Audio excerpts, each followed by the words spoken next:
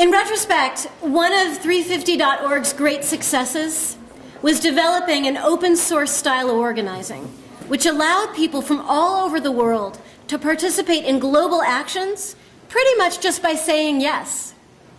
In 2011, the Occupy movement took open source organizing to a whole new level, and they gave aspiring change agents everywhere a renewed sense of hope and possibility for what they might accomplish.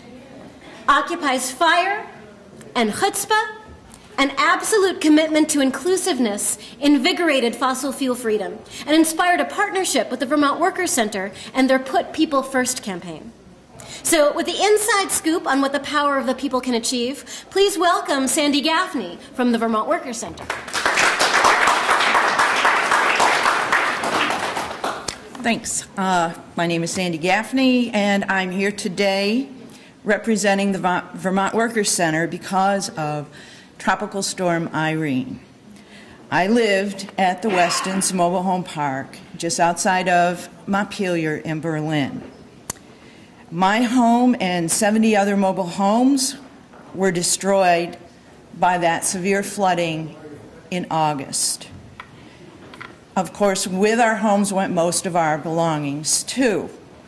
After the storm, a lot of people came to help us out, including folks who were members of the Vermont Workers' Center.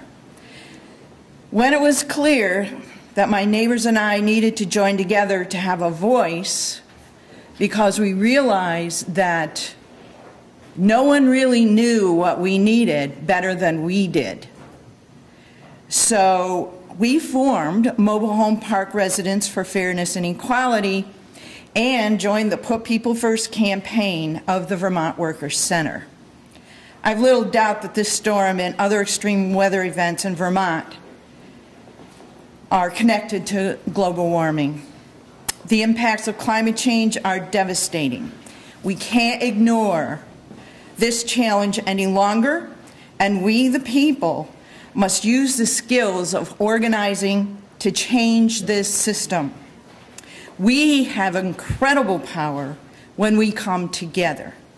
Solutions for climate crisis are the same as solutions to improve people's lives. If we organize together, we can be even more powerful. That's why the Fossil Fuel Freedom and Put People First campaign are really one campaign for people and the planet.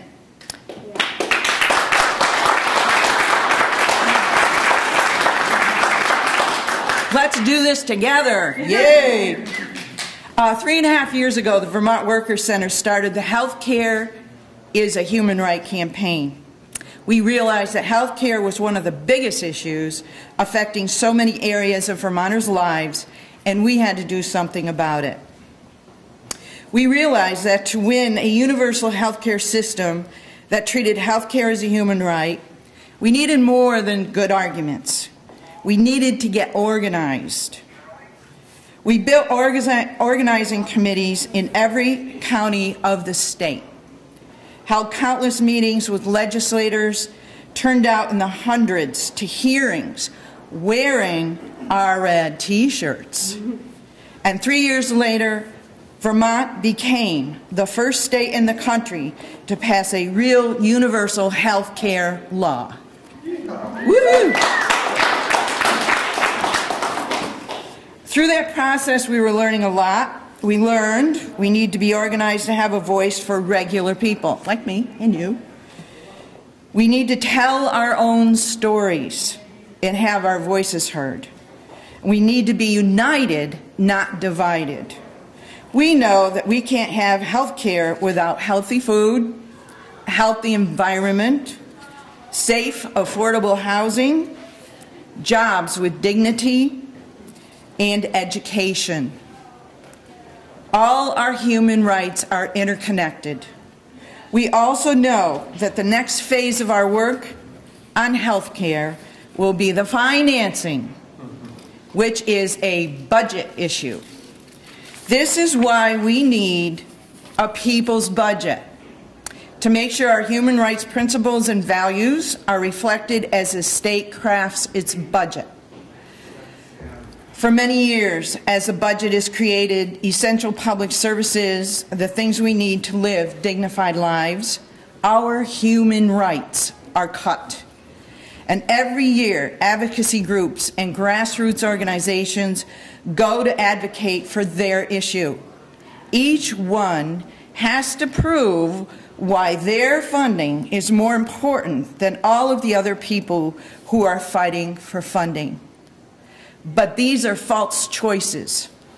We shouldn't have to pick between heating assistance and funding for early education, while corporations have record profits, and right here in Vermont, the wealthy are wealthier than they have ever been and paying less taxes than the rest of us.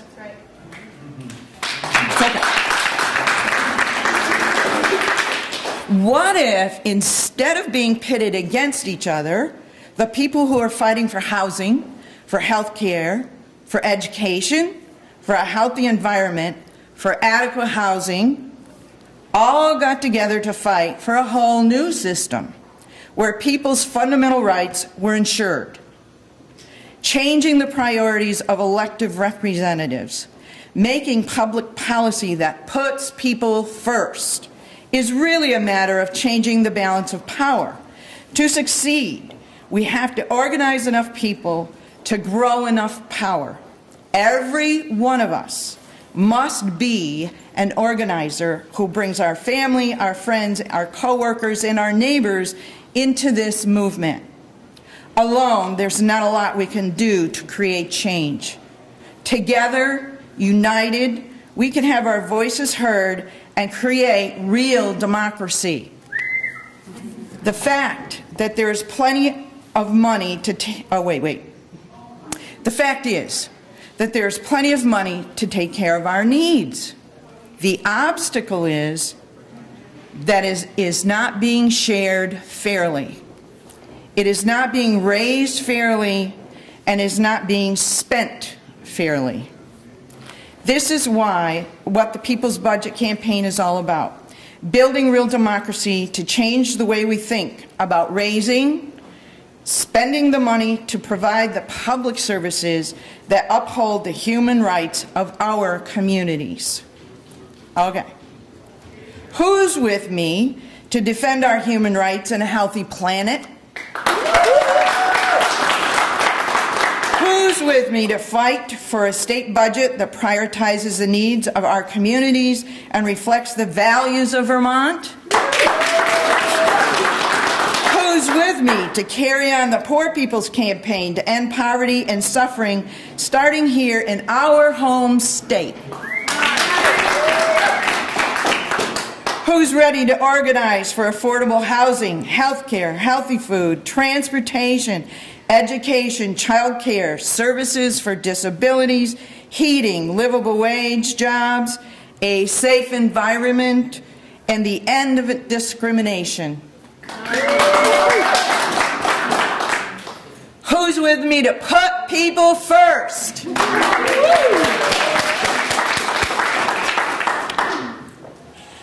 All right, thank you, Sandy.